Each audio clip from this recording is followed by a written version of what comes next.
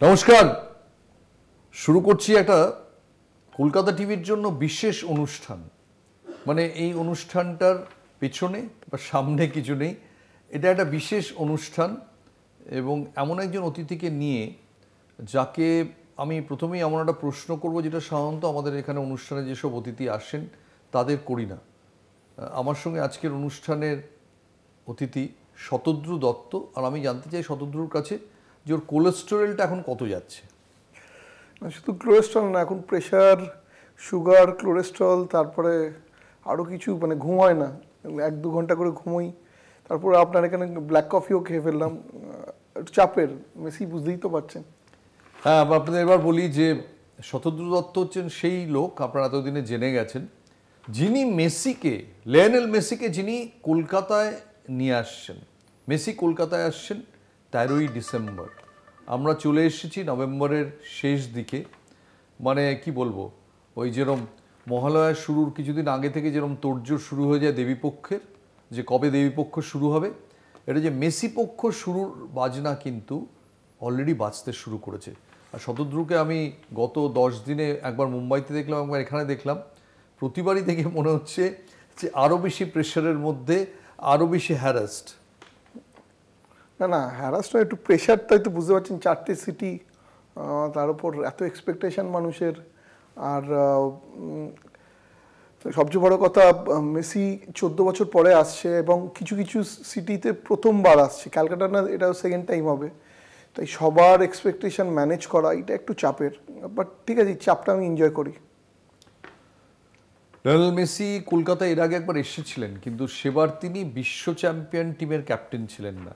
সেবার তিনি আজকের লিওনেল মেসি ছিলেন না। এবার প্রবলেম হচ্ছে শতদ্রু, যে এটা তোমার কাছে খুবই হয়তো পরিষ্কার যে সবাই এক টুকরো মেসি চাইছে, এবং এই অনুষ্ঠানটা যখন টেলিভিশনে দেখানো হবে, তারপরে কলকাতা টিভি ডিজিটালে যাবে, আমি শিওর আমার কাছে অন্তত গোটা 20 SMS বা ফোন আসবে যে দাদা মেসির টিকিটটা কোথায় পাওয়া যাবে।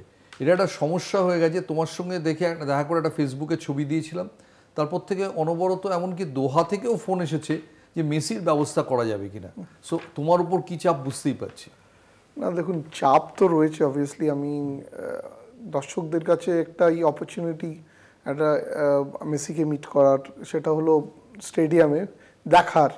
আর আমি যেহেতু মেসির সঙ্গে একটা বাচ্চাদের ফুটবল ক্লিনিক রেখেছি, এটা খুব রেয়ার, কেননা মেসি কখনো বাচ্চাদের সঙ্গে ফুটবল ক্লিনিক করেনি। এবং তাই জন্য মেসির টিম প্রায় রাত জেগে পুরো স্ক্রিপ্টটা তৈরি করছে যে কীরমভাবে কী করা হবে এবং মেসি কীরমভাবে প্রেজেন্টেড হবে। তাই জিনিসটা খুব ইউনিক, এবং আমি বুঝতে পারি যে সবাই একটু মেসির, আপনি যেটা দাদা বললেন যে মেসি বিশ্ব চ্যাম্পিয়ন হয়ে প্রথমবার আসছে, 8 টাইমস ব্যালন ডি'অর হয়ে আসছে, সেটাও বড় কথা। যে আগেরবার যখন এসেছিল বিশ্ব চ্যাম্পিয়নও ছিল না, তখন 1 টাইম ব্যালন ডি'অর ছিল। এখন আসছে 8 টাইম ব্যালন ডি'অর আর বিশ্ব চ্যাম্পিয়ন 2 টাইমস কোপা আমেরিকা নিয়ে। তাই ওনার ব্যাগটা খুব বেশি, ব্যাগেজ বলবো না, ব্যাগে অনেক ট্রফি এবং অ্যাক্লোডস নিয়ে আসছে। তো অবভিয়াসলি এক্সাইটমেন্টও চূড়ান্ত। কলকাতা তো অলওয়েজ ফুটবল নিয়ে পাগল, আর্জেন্টিনা ব্রাজিল নিয়ে পাগল, মেসি তো লাস্ট কথা ফুটবল রোনাল্ডোর সঙ্গে। তো অবভিয়াসলি টিকিটের চাপ তো আছে, বাট ঠিক আছে, এটা আমি অনেক বছর ধরে করছি, মোটামুটি একটুখানি ইউজ টু। শতদ্রু দত্ত আপনারা জানেন এর আগে পেলেকে এনেছিলেন, মারাদোনাকে এনেছিলেন, কিন্তু সেই মারাদোনা ছিলেন অবস্থিত মারাদোনা। এই মেসি জাস্ট কয়েক মাস বাদে বিশ্বকাপ ফুটবল খেলতে যাবেন। এই মেসি শুধু ফুটবল নন, পৃথিবীতে বোধহয় এই মুহূর্তে সবচেয়ে জনপ্রিয় অ্যাথলিট। যতগুলো খেলা আমরা জানি, এখন রজার ফেডারার খেলেন না, নাডাল খেলেন না, এই মুহূর্তে মেসি রোনাল্ডোকে পেছনে ফেলে দিয়ে, স্পেশালি দোহা বিশ্বকাপের পর, রোনাল্ডো ভক্তদের খারাপ লাগতে পারে কিন্তু, এবং তার মধ্যে এখানে যিনি বসে আছেন তিনি একজন, কিন্তু মেসি সবাইকে পেছনে ফেলে দিয়েছেন এবং তাই তাকে নিয়ে এত কাড়াকাড়ি। আমি শতদ্রুর কাছ থেকে আমি জাস্ট একটু রিকনফার্ম করতে চাই, আমি একটা শিডিউল পেয়েছিলাম মেসির কলকাতায় আসার, জাস্ট একটু ঝালিয়ে নিতে চাই এবং আপনাদের জানাতে চাই যে মেসির কলকাতা রুটিনটা কেমন। আমার কাছে খবর হচ্ছে যে মেসি 12 তারিখ রাত্রির 2টোয়, মানে অ্যাকচুয়ালি 13 তারিখ রাত্রির 2টোয়, 12 তারিখ টেকনিক্যালি 13 তারিখ, কারণ ভোর 2টো মানে রাত্রির 2টো মানে ধরে নেওয়া যায় সেই দিনে টেকনিক্যালি, ইংলিশ মতো রাত্রির 2টোয় মেসি কলকাতায় নামবেন। নেমে তারপরে 6-7 ঘন্টা ঘুমিয়ে 9টা 9:30 থেকে তার স্পন্সার্স মিট রয়েছে। স্পন্সার্স মিট 9:30 থেকে 10:30, জনকয়েক স্পন্সর। সেখানে কিন্তু সাধারণ আপনি আমরা ঢুকতে পারবো না। কিন্তু আমাদের কোথায় দেখার সুযোগ, লিওনেল মেসি 11টা থেকে 12:10 পর্যন্ত সল্টলেক স্টেডিয়ামে মেসির জন্য সময় রাখা হয়েছে, অর্থাৎ 1 ঘন্টা 10 মিনিট। এরপরে এটা শেষ হলে মেসি যাবেন, আপনারা জানেন যে মেসি যাবেন মন্ত্রী সুজিত বসুর ওখানে তার মূর্তি উন্মোচন করতে, সেখান থেকে এয়ারপোর্ট, তারপর হায়দ্রাবাদ। অর্থাৎ 1 ঘন্টা 10 মিনিট হচ্ছে, আপনারা যদি ওখানে মেসির মূর্তি উন্মোচনের সময়টা বাদ দেন, সাধারণ মানুষের তাকে দেখার সময় 1 ঘন্টা 10 মিনিট। এই 1 ঘন্টা 10 মিনিটে নেট মেসিকে কতক্ষণ দেখা যাবে?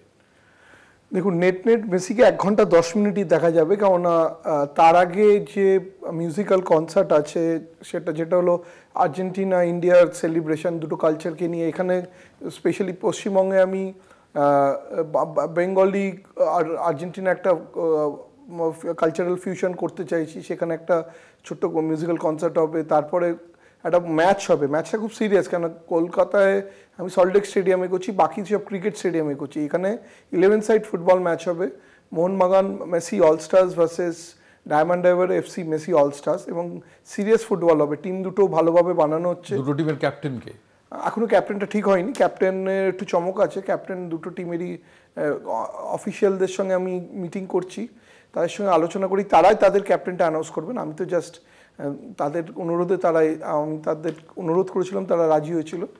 এবং ফুটবল খেলা হবে 20 মিনিট 40 মিনিট করে, একটা 5 মিনিটের মাঝখানে ব্রেক। তারপরে লাস্ট 5 মিনিটে মেসি ঢুকবে। মেসি তাদের গোট কাপটা হ্যান্ড ওভার করে দেবেন, কিছু পেনাল্টি কিক মারার কথা আছে, উনি মারবেন। তারপরে বাচ্চাদের সঙ্গে 35 মিনিটের একটা ফুটবল ক্লিনিক করবেন, মানে খুব সিরিয়াসলি ফুটবল ক্লিনিক করবেন। এবং প্রথমবার মেসি সেই 35 মিনিটটা সবাই দেখতে পাবে, সেই 35 মিনিটটা সবাই দেখতে পাবেন। এবং তারপরে একটা এই বাচ্চা কারা?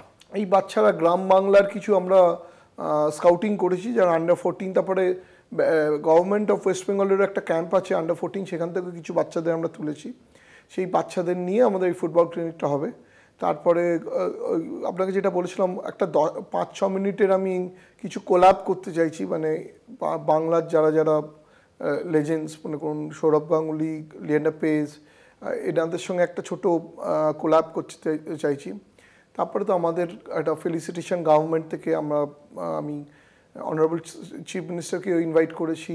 তারপরে আরও ডায়মন্ড হারবার এফসির চিফ প্যাট্রনকেও ইনভাইট করেছি, অভিষেক ব্যানার্জিকেও করেছি।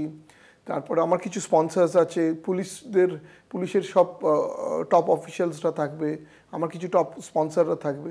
একটা গ্র্যান্ড ফেলিসিটেশন হবে। তারপরে একটা এডু সকার বলে একটা প্রজেক্ট লঞ্চ করছি, সেটা মেসি ইনগরেট করবে। তো তারপরে পুরো একটা স্টেডিয়ামে পুরো ঘুরে সবাইকে ভোট অফ থ্যাঙ্কস জানাবে, তারপরে মেসি বেরোবে। আমরা খুব ইন্টারেস্টিং যাচ্ছি একটা ছোট্ট বিরতিতে। কোথাও যাবেন না, মেসিকে ছেড়ে তো কোথাও যাওয়া সম্ভবপরই নয়। খুব দ্রুত ফিরবো, আপনাদের সঙ্গে আরও অনেক প্রশ্ন আছে আমার শতদ্রু দত্তর জন্য। ফিরে এলাম বিরতির পর। আমার একটা প্রশ্ন আছে শতদ্রু, যে মোহনবাগান ভার্সেস ডায়মন্ড হারবার মেসি, ইস্টবেঙ্গল কি দোষ করলো? এত লক্ষ লক্ষ মেসি ফ্যান্স আছেন ইস্টবেঙ্গল সমর্থকদের মধ্যে। না, এটা আমি একটু ক্লিয়ার করে দিয়েছি। আমি কিন্তু ইস্টবেঙ্গলকে আমি ইনভাইট করেছিলাম। ইনফ্যাক্ট ইস্টবেঙ্গলের অফিসিয়ালস মিস্টার সৈকত গাঙ্গুলি যেরমভাবে আমাকে লেটারটা লিখতে বলেছিলেন, ওনাদের আমি লিখেছিলাম। আমি সেম লেটার সেম অফার ওই মোহনবাগানকে দিয়েছিলাম। এবং আমি ইস্টবেঙ্গলকে যখনই আমার যে কোনো ইভেন্টে আমি কিন্তু সবসময় সম্মান দিচ্ছি। ইস্টবেঙ্গল একটা ঐতিহাসিক ক্লাব, আর আমি কোনোভাবে চাইবো না যে মানে ইস্টবেঙ্গলের কোনো সমর্থকদের কোনোভাবে সেন্টিমেন্ট আঘাত দিতে, কারণ আমি নিজে বুঝি ডার্বি মোহনবাগান ইস্টবেঙ্গল ছাড়া হয় না। তাই আমি মনে করুন, আপনি যদি ভালো করে দেখেন, আমি যখন দুঙ্গাকে এনেছিলাম তখনও ইস্টবেঙ্গল প্লেয়ারদের সঙ্গে, অফিসিয়াল প্লেয়ারদের, বাচ্চাদের সঙ্গে মিট করিয়েছিলাম। এমি মার্টিনেজ যখন এনেছিলাম আমি ইস্টবেঙ্গল ক্লাবকে দিয়ে সম্বর্ধনা জানিয়েছিলাম। রোনাল্ডিনো যখন এনেছিলাম তখনও জানিয়েছিলাম। আমি এবারও প্রথমবার ইস্টবেঙ্গলকেও বলেছি, মোহনবাগানকে, এবং যা অফার মোহনবাগানকে দিয়েছিলাম তা অফার আমি ইস্টবেঙ্গলকে দিয়েছি। আমি ইস্টবেঙ্গলের কর্মকর্তাদের ডিসিশন, ওনারা বলেছিলেন যে ওনাদের কিছু ইন্টারনাল অসুবিধা আছে, তো আমি রেসপেক্ট করি। কিন্তু আমি আমার পার্টটা করেছিলাম, আমি কিন্তু ইস্টবেঙ্গলকে ইনভাইট করেছিলাম। শতদ্রু, এটা কি বিশ্বাসযোগ্য যে ইস্টবেঙ্গল ক্লাব মেসির সঙ্গে কোনো একটা প্রোগ্রামে বা খেলতে পারলে মেসির সামনে খেলবেন, এটা কি বিশ্বাসযোগ্য যে তারা বলবে ইন্টারনাল অসুবিধা আছে? আমার কাছে সেই ইমেলটাই আছে, আপনি যদি চান আমি আনঅফিশিয়ালি আপনাকে দেখাতে পারি যে আমাকে চিঠি মেল করে এটা বলা হয়েছে যে তারা রিগ্রেট করছে কিছু তাদের ইন্টারনাল কোনো ডিসিশন, তাই জন্য হয়তো পারিনি। আমি আমার কাজটা করেছি। সৌদ্র, আরেকটা প্রশ্ন যে তোমার এই যে পেলে মারাদোনা তুমি নিয়েছো, বাট মেসি একটা অন্য ব্যাপার। একটা কমন ধারণা আছে যে শতদ্রু একা ওয়ান ম্যান আর্মি, কিন্তু মেসিকে তো ওয়ান ম্যান আর্মিতে সম্ভবপর নয়। এবার কি শতদ্রু দত্ত এনি টিম, না আবার সেই ওয়ান ম্যান আর্মি? দেখুন, প্রবলেমটা হচ্ছে কি, মেসি এমন একটা আইকন, স্পোর্টস আইকন, আপনি যেটা প্রথমে বললেন, one of the greatest icon, if not the greatest. এখন এনাকে হ্যান্ডেল করা এত সেন্সিটিভ জিনিস না, মানে আমি কাউকে ডেলিগেট করলে এটাকে হ্যান্ডেল করতে পারবে না, কেননা এদিক থেকে এদিক হয়ে গেলে প্রবলেম। হ্যাঁ, তবে আগের বারের যাদের আমি এনেছি আর এবারে যাকে আনছি তারা অনেক আকাশ পাতাল তফাৎ। এবার আগের বারে অনলি কলকাতা ইভেন্ট ছিল, এবারে 4টে সিটিতে হচ্ছে, তাই এবারে অনেক প্রফেশনাল টিম আমাকে সাপোর্ট করছে, আমি হায়ার করেছি অনেক প্রফেশনালদের। বাট আপনি যদি বলতে পারেন মেন জিনিসটা আমি আমার হাতেই রেখেছি, কেননা আজ মেসির পাসপোর্ট থেকে শুরু করে মেসির সব কিছুই আমার হাতে, মেসির সিকিউরিটি, পার্সোনাল গ্যারান্টি আমার হাতে, ইন্স্যুরেন্স আমার দেওয়া, তাই মানে সব কিছু আমি কাউকে ডেলিগেট করতে পারিনি। কেন শুধু মেসি নয়, মেসির সঙ্গে আসছে Rodrigo De Paul, new world cup champion, Luis Suarez, উনিও আর্সেনাল লেজেন্ড, অনেক বড়, লিভারপুল লেজেন্ড, অনেক বড় ফুটবলার, উরুগুয়ের, তাই 3জন আসছে। আমি আরও 2জনকে চেষ্টা করছি যদি হয়ে যায় তো। হ্যাঁ, এটা খুবই চ্যালেঞ্জিং, বাট এবার আমি অনেক কি বলবো, আটঘাট বেঁধে নেমেছি। কিন্তু মেসিকে নিয়ে আমার প্রশ্ন যে যারা ওই 1 ঘন্টা 10 মিনিটের হয়তো টাকা জোগাড় করতে পারলো না টিকিটের জন্যে, যারা জেনুইন ফুটবল প্রেমী, মেসি প্রেমী কত লোক আছে, তারা কিভাবে মেসিকে তাহলে দেখবে? দেখুন, আমি তো 8খানা টিভি চ্যানেলে দেখাবো, টাই আপ করেছি, বড় বড় টিভি চ্যানেলে, একটা ওটিটির সঙ্গেও টাই আপ করেছি, এবং ফ্রি ফিড দিচ্ছি সব চ্যানেলসে, যাতে তারা সবাই দেখতে পারে। কারণ মেসি আর আসবে না আশা করি, টাচউড, আমার মনে হয় না মেসি আর আসবে, কারণ নেক্সট ইয়ার ওয়ার্ল্ড কাপ, আর ওর যেরম শিডিউল এইটাই বার করেছি অনেক কষ্ট করে, তাই কলকাতাতে আমি আমার সাধ্যমতো, দেখুন সল্টলেক স্টেডিয়াম তো একটা লিমিটেড স্টেডিয়াম, সে মানে একটা লিমিটেড সিটিং আছে, সেখানে অনেক কিছু আমি টিকিট লাইভে গেছি, 20,000 লোক অবশ্য এখন কমে গেছে, 77,000 হয়ে গেছে। দেখুন, আমি 77 মধ্যে তো পুরো টিকিটটা আমি বিক্রি করতে পারি না, ওখানে অনেক কিছু কম্পালশনস থাকে, তো যেটুকু আছে সেইটুকু দিয়ে লোকেরা যদি কিনে, আর আমি এবারে বাচ্চাদের জন্য, গরিব বাচ্চাদের জন্য প্রায় 60-70% ডিসকাউন্টে আমি কিছু করছি, যাতে বাচ্চারা দেখতে পায়, ফুটবলার যারা, বাচ্চা ফুটবলার যারা ফুটবল দেখে মানে মেসিকে দেখে যদি অনুপ্রেরণা পায়, তার জন্য আমি একটা ব্যবস্থা করছি। সাধারণ অনেক মধ্যবিত্ত যারা মেসিকে দেখে সকালবেলা মেসিকে মনে করে ঘুম থেকে ওঠে, রাত্রে মেসিকে সঙ্গে নিয়ে ঘুমোতে যায়, তারা ওই 77-এর মধ্যেই থাকতে না পারে, তাহলে কি তাদের লাইভ স্ট্রিমিংই তাদের একমাত্র অপশন? হ্যাঁ, লাইভ স্ট্রিমিং টিভি চ্যানেলে তো দেখাচ্ছি, টিভি চ্যানেল আর লাইভ স্ট্রিম, হ্যাঁ সেটাই, আর তো কোনো দাদা অপশন নেই। আমি শুনছিলাম, আমি বম্বেতে তোমার সঙ্গে দেখা হয়েছিল, তো এবার তো দেখাই হলো না কারণ তুমি এত ব্যস্ত ছিলে। এটা কি সত্যি যে শাহরুখ খান নিজে এটাতে ইনভলভ হয়েছেন বম্বের প্রজেক্টে? এবং আমি নাম করবো না, অবভিয়াসলি শাহরুখ খান মেসির মানে খুব বড় ফ্যান, এবং Shahrukh Khan is a global icon, এতে কোনো ডাউটই নেই। এবং একটা ছোটোবেলা আমি শাহরুখ খানকে নিয়েই কাটিয়েছি, শাহরুখ খান, সৌরভ গাঙ্গুলি, সচিন, এগুলো আমার ড্রিম, ইউনো। তো শাহরুখ খানের আমি অনেক ইন্টারভিউ শুনেছি যেখানে বলেছে আমি মেসির খুব ভক্ত। মেসি বম্বেতে আসছে বা কলকাতায় আসছে, কলকাতায় শাহরুখ খানের নিজের টিম আছে, তো দুদিক থেকেই অ্যাপ্রোচ করা হচ্ছে, আমি অস্বীকার করবো না। আমিও চাই একটা শাহরুখ মেসি মোমেন্ট হোক, দাদা মেসি মোমেন্ট হোক, সচিন মেসি মোমেন্ট হোক, এটা হলে দেখুন তাদের সবাদেরই তো ফ্যান মারাত্মক, একটা ভালো মোমেন্ট হবে, এই মোমেন্টগুলোই তো স্মৃতি। আমি যতদূর জানি যে কলকাতায় মেসি আধবেলা কাটাবেন, অ্যাকচুয়ালি কলকাতায় কাটিয়ে দুপুরবেলা মেসি উড়ে যাবেন হায়দ্রাবাদ। কলকাতা যতই ফুটবলের শহর হোক, সব মিলিয়ে নানান কম্পালশনস এমন রয়েছে যে কলকাতার টাইমটাও লিমিটেড। সম্ভবত ওই যে বললাম যে রাত্রির 2টো থেকে মধ্য দুপুর, তারপরে উড়ে যাবেন তিনি হায়দ্রাবাদের দিকে। হায়দ্রাবাদের পরের দিন মুম্বাই, তারপরের দিন দিল্লি, প্রধানমন্ত্রী নরেন্দ্র মোদী। এবার মুম্বাইতে কি করবেন মেসি? আমরা জানি যে দিল্লিতে প্রধানমন্ত্রী নরেন্দ্র মোদী, কোটলায় যাবেন, ক্লিনিক করবেন, হায়দ্রাবাদে মুখ্যমন্ত্রীর সঙ্গে দেখা করবেন, কিন্তু মুম্বাইতে যেখানে সচিনও আছেন, শাহরুখও আছেন, অমিতাভও আছেন, মেসির কর্মসূচি কি? দেখুন, মুম্বাইতেও এরকম ফুটবল ক্লিনিক আছে, মিউজিক্যাল কনসার্ট আছে, সেলিব্রিটি ম্যাচ আছে, 7 সাইড সেলিব্রিটি ম্যাচ আছে, ওখানে প্যাডেল খেলবে, মানে প্যাডেল কাপও আছে, যেটা মেসি খুব প্যাডেল ভক্ত। আর আপনি যেটা বললেন সচিন আর মেসি দুজনেরই 10 নম্বর জার্সিতে আমি একটা the goat moment, the 10 goat moment করতে চাইছি, চেষ্টা করছি, হয়ে যাওয়া উচিত। খুবই পজিটিভভাবে এগিয়ে গেছে। এখন একটাই প্রবলেম, শাহরুখ মেসি মোমেন্ট বম্বেতে করতে গেলে আমাকে ওয়াংখাড়ে করতে আমি পারবো না, কারণ ওয়াংখাড়েতে শাহরুখ যায় না, খুব একটা শাহরুখ যায় না। তাহলে একটাই অপশন হলো কলকাতা, নয় ব্রেবন স্টেডিয়াম। ব্রেবনে কিছু যদি করা যেতে পারে, বাট ব্রেবনের স্কোপটা খুব কম। আর একটা যদি হোটেলে, বাট হোটেলও যে কথা চলছে, বাট যেহেতু শাহরুখ খানের আইপিএল টিম কলকাতায়, আমাদের আলোচনাটা কলকাতা দিক দিয়ে এগোচ্ছে। তো বম্বেতে তো আপনি বুঝতেই পারছেন, বম্বেতে মিস্টার বচ্চন তো রয়েছে, রোহিত শর্মা রয়েছে, ধোনি খুব প্যাডেল খেলতে ভালোবাসে, তো ওনাদের সঙ্গে যোগাযোগ হয়েছে। দেখুন, শাহরুখ খান কি সেক্ষেত্রে কলকাতায় আসতে পারেন মেসিকে মিট করার জন্য? এটাও হতে পারে। মিট ঠিক বলবো না, এটা ফেলিসিটেট তো করতেই পারে মেসিকে, কেননা নাইট রাইডার্সের, কলকাতার নাইট রাইডার্সের কর্ণধার উনি যদি একটা কলকাতার থেকে ফেলিসিটেট করেন, হতেই পারে, মানে সেই একটা অপশন আলোচনা হয়েছে। একই মঞ্চে মমতা বন্দ্যোপাধ্যায়, অভিষেক বন্দ্যোপাধ্যায়, সৌরভ গঙ্গোপাধ্যায়, লিয়েন্ডার পেজ এবং শাহরুখ খান, এরকম একটা মঞ্চ হতে পারে কলকাতায়? এবং হতে পারলে তো অনেক কিছু হতে পারে, ওটা আমি তো আমার কাজটা করেছি। এবার আমি মেসির গ্যারান্টিটা দিতে পারি, আর তার সঙ্গে যারা দুজন আসছে তাদেরটা দিতে পারি। আশা করি আপনি কিছু নাম যাদের বললেন তাদেরও থাকা উচিত। বাকি দুজনের রোলটা কি হবে? সুয়ারেজ যদি আসেন, এদের রোল কি হবে? তারা ফুটবল ক্লিনিক, সেই জন্যই তো ফুটবল ক্লিনিকের জন্যই তো আমি নিয়ে আসছি, যাতে বাচ্চাদের সঙ্গে ফুটবল ক্লিনিকটা জমে ওঠে, কারণ ওরা ফুটবল ছাড়া কিছু বোঝে না। এবং বাচ্চাদের যদি দেখুন, আধ ঘন্টা হয়তো ফুটবল, ইন্ডিয়ান ফুটবল কিছু বদলাবে না, কিন্তু সব কিছুই তো অনুপ্রেরণাতে তৈরি হয়। আজ রবীন্দ্রনাথ ছিল বলে অনেকজন পোয়েট্রি লেখে, অনেকজন গান সেরকমই একটা লিওনেল মেসি, রোনাল্ডো, এরা তো একটা বিশ্বের সবচেয়ে বড় রোল মডেল। কিছু গার্জেন, কিছু বাচ্চারা হয়তো ফুটবলটাকে বেছে নেবে অ্যাজ এ প্রফেশন। একটা যাচ্ছি ছোট্ট বিরতিতে, কোথাও যাবেন না, খুব দ্রুত ফিরবো। আবার বলছি, মেসিকে ছেড়ে বেশিক্ষণ থাকা সম্ভব নয়। ছোট্ট একটা বিরতি, ফিরে এলাম বিরতি থেকে।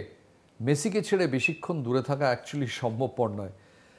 মুম্বাইতে এখনও আমার কাছে ক্লিয়ার হলো না শতদ্রু, যে মুম্বাইতে এক্স্যাক্টলি মেসির কর্মসূচিটা কি করবেন মেসি? আচ্ছা, আমি যেটা বলে দিচ্ছি, দেখুন, একটা তো ওয়াংখাড়েতে ইভেন্ট হচ্ছে, যেটা গোট কনসার্ট, যেটা যেরকম ক্যালকাটাতে হচ্ছে সেরকম মুম্বাই ওয়াংখাড়েতেও হবে। ব্রাবন সিসিআই ক্লাবে একটা প্যাডেল কাপ হচ্ছে, গোট প্যাডেল কাপ, সেখানে Messi as a chief guest যাবেন, গোট প্যাডেল কাপের প্রাইজটা উইনারদের দেবেন। আশা করি উনি একটু প্যাডেল খেলবেন। তারপরে রাত্রির বেলা একটা নাইট অফ আইকনস বলে আমি একটা ইভেন্ট করছি, যেটাতে রড্রিগো ডিপল ফ্যাশন ওয়াক করবেন। সেটা একটা billionaires and Bollywood fashion walk. সেখানে মেসি ভোট অফ থ্যাঙ্কস দিতে আসবেন লাস্টে, ওটাকে ফ্যাশন ওয়াকই বলতে পারেন, লাস্ট শেষ করবো মেসিকে দিয়ে। তো সেখানে কিছু বিলিয়নিয়ার্স আর কিছু বলিউড আর ক্রিকেটার মোমেন্টসও আছে, সেটাই হলো স্পেশাল। শেষ হচ্ছে বম্বেতে খুব কি বলবো, গ্লিটস অ্যান্ড গ্লোরি দিয়ে শেষ হচ্ছে। আরেকটা প্রশ্ন যেটা সবার মনে, যে শতদ্রু দত্ত কি করে মেসিকে রাজি করালেন, সেটা আমি শতদ্রুর আত্মজীবনের জন্য রেখে দিচ্ছি। কিন্তু আমার প্রশ্ন, যে সবার প্রশ্ন, মেসি একটা এমনি মেসির বাবাদের পরিবারটা কেমন, সংক্ষেপে যদি বলেন। খুব সিম্পল, এরকম টু দি পয়েন্ট এবং খুব সিম্পল। আমি প্রথম যখন মেসির বাবাকে মিট করেছিলাম মায়ামিতে, আপনি বিশ্বাস করবেন না, মানে এটা খুব, মানে আমরা একটা কফি শপে বসেছিলাম, আমার লয়ার আর আমার ইউএসের পার্টনারের সঙ্গে। তখন আমাকে বললো যে হর্গে মেসি আসবে, ওনার নাম জে হলেও জেটা সাইলেন্ট, হর্গে মেসি আসবে, তুমি একটু ওয়েট করো। তো আমি ওয়েট করছি, হঠাৎ দিয়ে একটা ছোটো গাড়ি সে দাঁড়ালো, নিজেই উনি গাড়িটা দিয়ে নামলেন, পুরো মনে হচ্ছে মেসিরই একটুখানি মানে ফটোকপি। নামলেন, সাদা জামা পরে, আমার আজও মনে আছে, এলো, এসে হ্যান্ডশেক করলেন।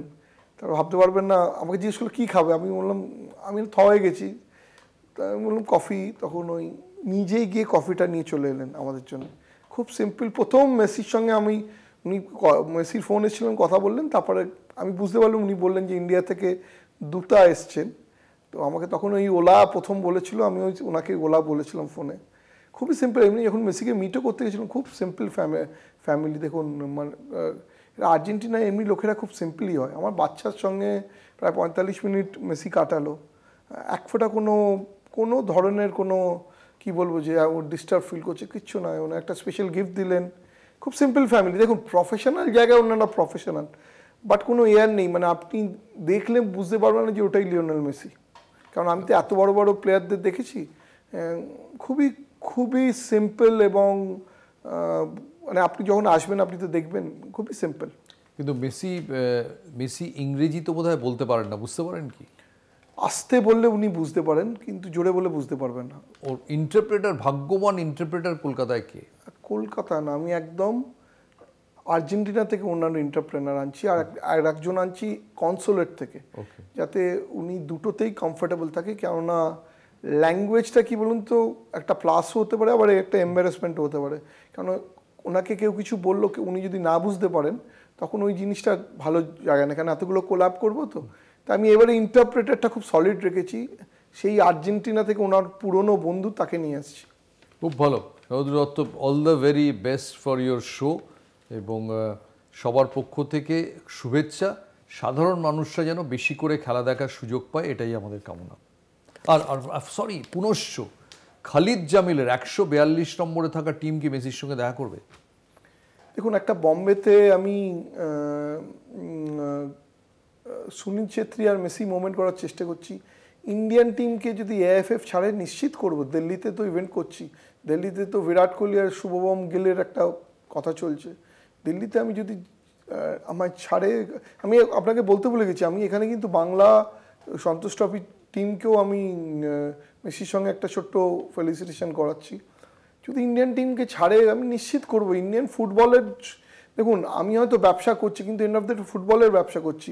আর ফুটবলের ব্যবসা হলে তো ফুটবলটাই পপুলার হবে। আনফর্চুনেটলি ফুটবলের লোকে যারা বলে পয়সা নেই, আমি তো ইন্ডিয়ার টপ 15 কোম্পানিজদের স্পন্সর হিসেবে নিয়ে এসেছি।